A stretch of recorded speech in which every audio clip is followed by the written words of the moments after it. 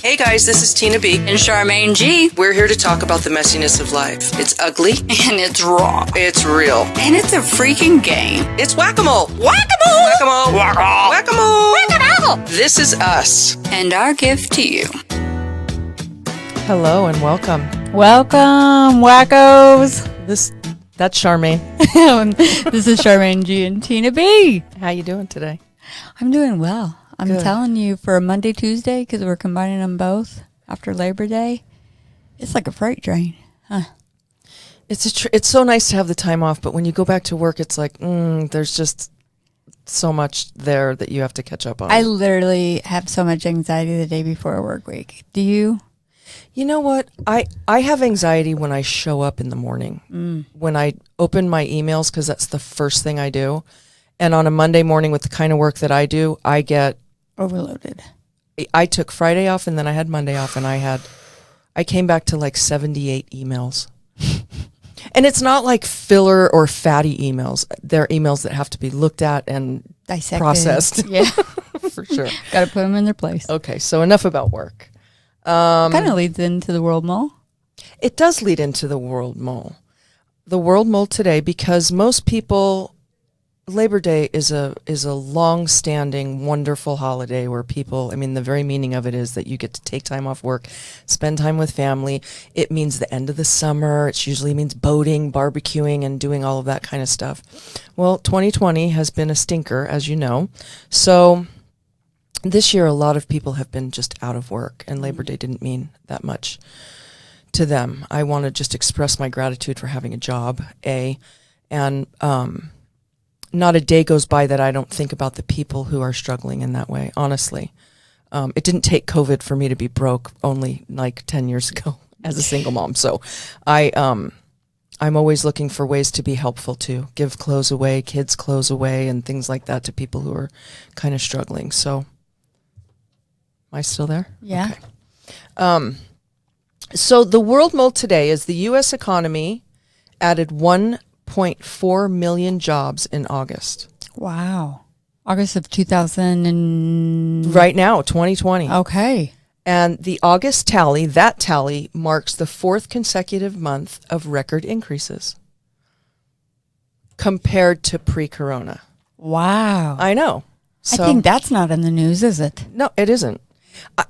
The source is called The New Paper, and it's something that comes in my inbox. They give you just a blip of just the facts. And I love that. Yeah. So, so we're on the up and up. We don't have anybody to blame. We don't have anybody. This is not about that.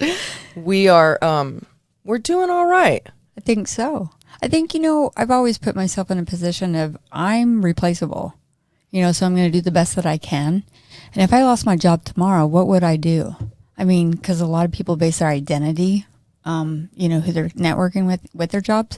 But I honestly think I would find another job. Yes, you would. I wouldn't sit still. I couldn't. Mm-mm. So for the ones that are struggling right now looking for employment, there are resources out there. If you have mobile legs and a brilliant mind, use it. Don't waste it. For the ones that are struggling with disabilities, hats off to you. You serve a great purpose. Thanks for that stat, because we need some positive news these days. Totally. I had to worry. Okay. So, Charmaine has no idea what we're talking about Tell them what today. we've come up with. We decided that each week one of us would pick a topic that the other does not have any knowledge about, but that we also know the other can talk about. Sure. So, in contemplating that over the long weekend, I came up with obsession, and not the cologne. Obsession, real, true obsession. Have you ever been obsessed about anything? A lot. Yeah. I didn't really recognize how much until I was older, just because naturally, I think I could, throwing this topic at me about, 2 minutes ago, my mind was racing. And now I'm obsessing about what I'm obsessing about. And there it is. So I was in looking at this, I can remember the first thing the first and second thing I was obsessed about. And they've been repeat patterns in my life, especially the second one. But before I say that, the first time I knew what obsession was when I saw the movie Fatal Attraction. Have you ever seen that movie? Yeah, that's a good one. That was so when she says, "I will not be ignored." And she just is relentless. She goes after the wife. She boils the bunny. I mean, she is really, really psycho. So that's the first time I saw that kind of in my face. And I was probably, I want to say in my early 20s when I saw that. Wow. Came out in the late 80s. Yeah. You were were a that baby. young. No, I was not. Wait, I was 3. Exactly. 13. Okay.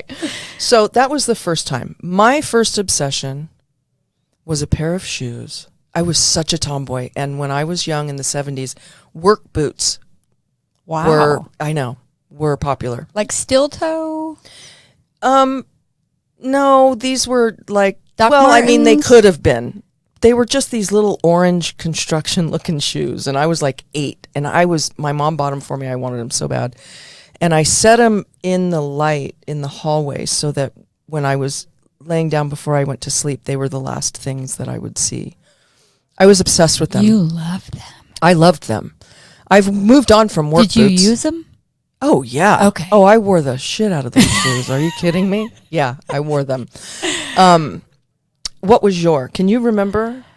You know, Spur of the moment, yeah, I know. Yeah. So one of the things that came to my first mind, just because how you were able to connect back in your childhood, I was obsessed with earning money. I remember, I don't think I was old enough to watch children, but again, I assisted, so to speak. But I would take the money, just the dollar bills that I earned, maybe $3 or $4, and I would iron them because I wanted them to be Charmaine. crisp and solid to the point where I would put them in a dryer box, like Downy dryer sheets. Yeah. So they would smell nice, and I'd lay them in between the sheets. Charmaine. And that's how I kept money, because we grew up poor. Like we grew up very, very, very poor, and I earned it, and I was always given chores, Yeah. but that was my time that my obsession was how to take care of money. That's cool. Yeah, That's smell good, really, really Iron cool. it, make it look good. Do you make sure? I'm obsessive about how my bills are in my wallet too. Like Me all the heads have too. to go, and they have to go in their And order. monetary order. Yeah, Yeah, totally. me too. I'm all about it. I don't iron it anymore. I actually put starch on it. But I also did I my love hair. that about you. on I my read. ironing I board. think Susie Orman had a book that said, "If you take care of your money will take care of you." And she started off by saying, "Just keeping your bills." I did that anyway. Have you ever been in front of a millennial when they're trying to count back change? If it doesn't come back up on the register, they have zero. They can't calculate it. They Drives can't me count nuts. it back. That's funny. Just a little Yeah, there's no tangent value. there.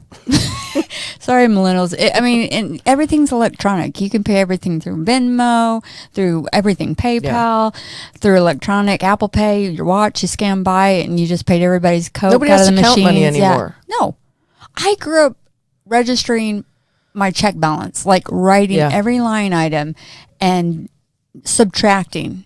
I wish it wasn't just subtracting, but it was subtracting. But the value of money was very important to me, because we did grow up in poverty. My dad was the hardest worker I know. And he's gained throughout the years just because he was a dedicated hard worker. But we lived by very, very small means. Yeah, us too. Super lean. Really? Yeah. Oh yeah. What'd your Yeah. dad do? Just curious. My dad worked at a liquor warehouse. Wow. He worked like the swings and graveyard shift. Wow. Yeah. My dad was a coal miner in Really? Monticello. Yeah. Wow. Yeah. Wow. And then he ended up, he was very good at that. He understood the product, so he started selling explosives to the coal mines. Wow. So Good for him. Yeah. So I think he just knew that he was more than what he was educated to be. So What's your dad's name? James. Shout Jimmy. out to James. Good James R. job. And yours? My father's name is Anthony. Anthony. Good job, Anthony. So, my second obsession, Mm. I wrote about this too at length. I can't remember sometimes where I put my phone in a given moment, but I can pull up a memory from when I was 8 years old. Wow. Like the shoes, probably that same year. We had a big blizzard, and school was called off, and we were all outside playing, and one of the kids that I had always seen he'd ride his bike with his hands off with no hands. Ooh, cool. And very cool. And he never talked to anybody, which made him even more cool. Oh, I like it. He was like, I think in the 5th grade. I guess that's older than 8. But yeah, I had a little thing for him, and he came and played with us that day. And at the end of the day, he came up to me and kissed me very fast, right on my lips, just a smack, and said, oh, and he whispered in my ear, he said, I like you. And I froze. couldn't move. Well, I was already in the snowsuit because we lived in Jersey. I was already like the kid from Christmas Story. And I could not believe, I just stood there. And something happened in my body that I never felt before. And I don't dare call it like sexual. It was just I lit up from the inside out. I was just, and then I had to go in and take a bath with my sister. Yeah, it went from there to there. Yeah, and my brother was like looking at me like, "What the hell's? What do you? You know?" He just was. Why are We you were so always happy? exactly. Like why? Dad. Yeah. I was like, You know, and I wipe thought that for smell sure out. everybody knew that some boy had just kissed me. I obsessed on that, and I didn't sleep that night very well. I recall that. That I recall. Not the last boy, but that was the first boy. First boy. For sure. For sure. I love it. For sure. And then, of course, as I grew up, my obsessions became about other things. Or maybe obsession led to addiction, and I would partake in that to shut my head up often. I hear that a lot. But in looking back at it and not being in the middle of it, the drugs I chose to do only perpetuated the Really? obsession. Oh yeah, you snort a little crank and you're. I'm dating myself. That's from the 80s. I mean, you do a little go fast, Yeah. and you're doing nothing but obsessing That's from true. room With to no room sleep. to room Yeah. to room Yeah. in your But house. It's a clean house. Oh, yeah. It's a very clean house. Totally. So, can you think of anything else that you've been obsessed with? I you know what? To be honest with, I'm always obsessed, and I've learned to be able to shut it off when I know that there's nothing I can do about it. How do you do that? Literally talk out loud and say, you cannot do anything about this. You have to let it go. Because it could be days. It could be me trying to navigate and strategically plan on when is the next attempt. How do I make this work? What do they mean by this? And I can create my own storyline to where it actually is off target most of the time, but I just miss the point of communication. So if I communicate through that obsession, I slow it way down. Good for you. Yeah. I mean, good for you that you can do that. I've had to read 50 self-help books, listen to Eckhart Tolle over and over and over. I mean, I've had to really look deeply into this because I felt like I was, I think that that's the human condition, is that we just suffer from what the shit that our heads tell us. Always in the script head. writing. So that leads me to, I wrote this a while ago, 10 years ago, actually. It just came out of me. When I was doing a lot of writing, I started a memoir a long time ago. It's still a work in progress, but I wrote about obsession and that it's nothing more than your brain, your ego trying to change the past or manipulate the future, all in an attempt to deny the actuality of the truth. It is writing new scripts, changing the words to benefit only you, always, or reliving the event in order to feel the good, the bad, or the indifferent, whatever the pleasure is for the moment. I like that you put ego in there, because in our mind, when we're in our head space, I just feel like we're battling our own between our heart and our head. Does that make sense? And I always tell individuals that, really aren't able to move on and they're just hyper focused, I'm like, what are you thinking with right now, your heart or your head? See, for me, it's just never been that easy. I've had to really dig deep. I mean, I've had to really look at that. Obsession caused me so much pain that and took me to so many places like addiction, like I spoke about. It kept me in really rotten relationships. That inability to let go of whatever that idea was that I had about it. So a few years ago, I started. Somebody told me about a book called The Untethered Soul by Michael Singer, and I bought the book, and it was a little bit hard of a read. It's hard on audio. Well, I bought the audio version of it, and I've literally listened to it. I think I'm on my 8th round of listening to it now, front to back. And little things that stand out to me are just that I've tried. Allowing stuff to pass through me instead of allowing it to consume me. So...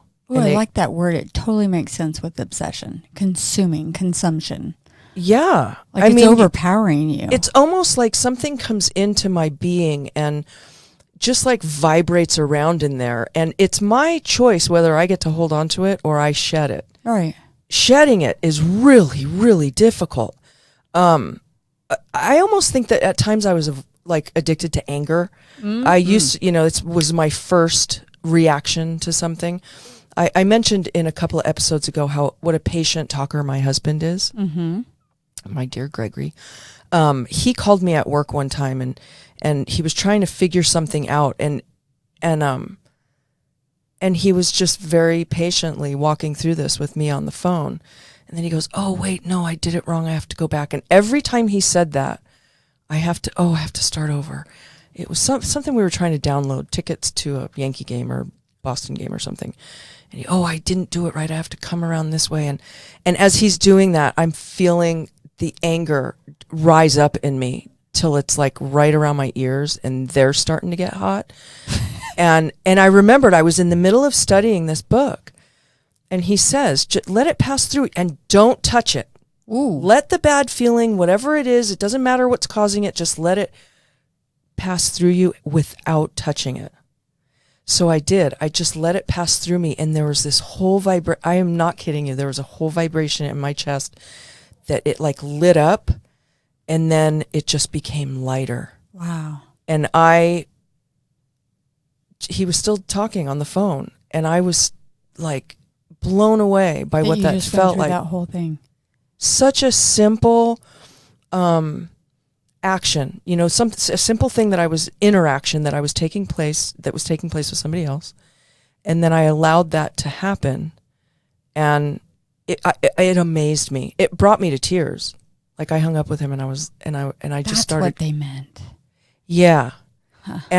And just like every other thing that has moved me that way, I am just in search of it. I'm like running down the street, I know it's there. I'll find it. Coats flailing. And where is it? I want that back, because it was a greater high than I'd ever experienced. And I was able to let loose of that. I'm not cured from being angry. Anger still comes up, especially in the last 10 days. Anger has just come up. But you know what? Anger is like my secondary emotion, but it's my primary one that I display. Like I can be sad, but you get anger on the outside because I think it's just my shell. And it's not a fancy thing that I got going on there, but I'm now understanding. I can understand why you say that anger is an addiction. Just it's a pure form of emotion that really gets you through times, right? And the more I obsess about not wanting to be angry, the more I manifest that into my life. So until I let that go. Now, so take that example. I've done that with a bunch of things in my life. If I find that I am thinking way too much. If I was having a conversation in my head with my daughter yesterday, in my head with my daughter, in front of my husband, and he was like, who are you? What did he say? Who are you balling out right now? And I was like, what are you talking about? And he goes, your lips are moving. Like we're just sitting here in Wow. silence and your lips are moving. So that's what obsession, that's what it looks like to me. It looks You're like trying just to work a through something, and sometimes it's not workable. do you think obsession can ever be good? I was going to actually ask that question. I'm glad that you asked that because, yes, the answer is yes, it can be good. Now, my question back to you is that still healthy? You know what? My first answer that came into my head was it depends on what you get at Yeah. the end of it. Well, and think about it. Like, if I can obsess maybe 2 or 3 things at one time, because I'll admit, I do have ADHD and my mind is on, just all the time. And I could be obsessed about the most wonderful experience that I've just recently gone through. Or I could be obsessed about my children and the divorce, or I could be obsessed about anything, you know? So what I find is that it won't shut off.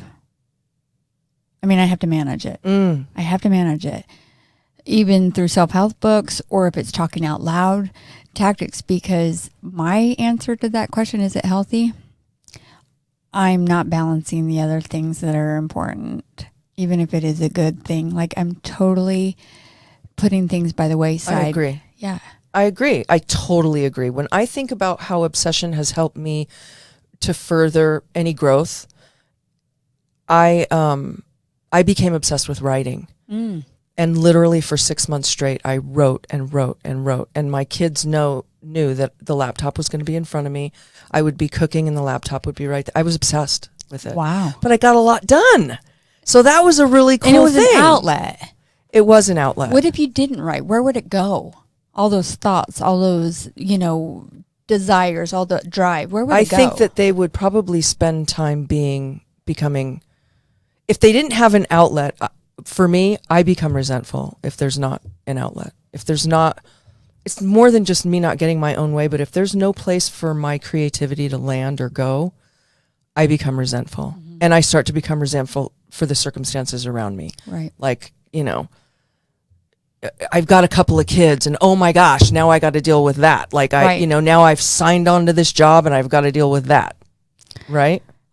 I agree. One of the things that we looked at, just because I'm flying blind here, is looked at the definition of obsession. And Tina has another version too from another website. Yeah.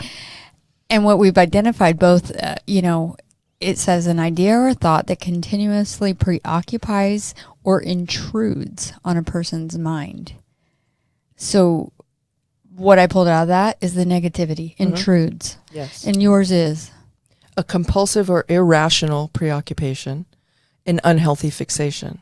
So nowhere are you going to find unless somebody's trying to sell you something, you're not going to be like, yeah, obsession, man. It's for positive. everybody. And that's a great marketing tool. Get strung out. Get obsessed with this. And it's like, that's not a positive thing. No. Just manage it. Managing it. Yeah. Or silence, just shut your head off.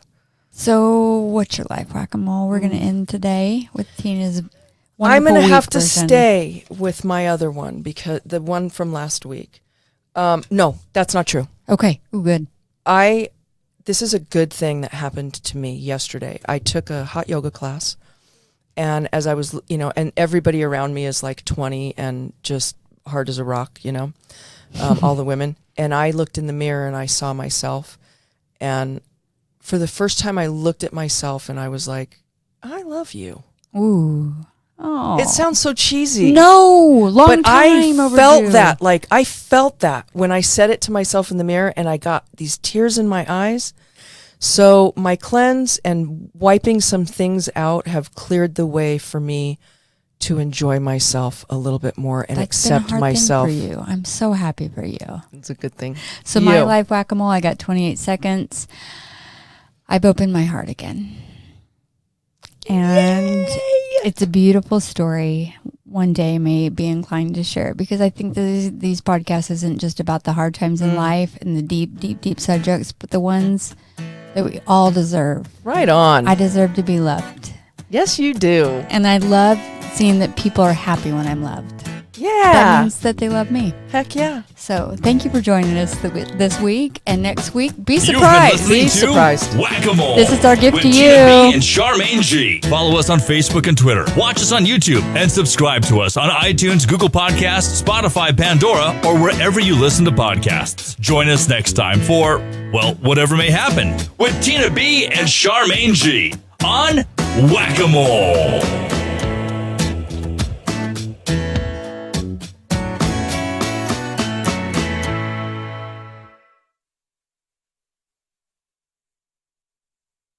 This has been a production from A Podcast Studio.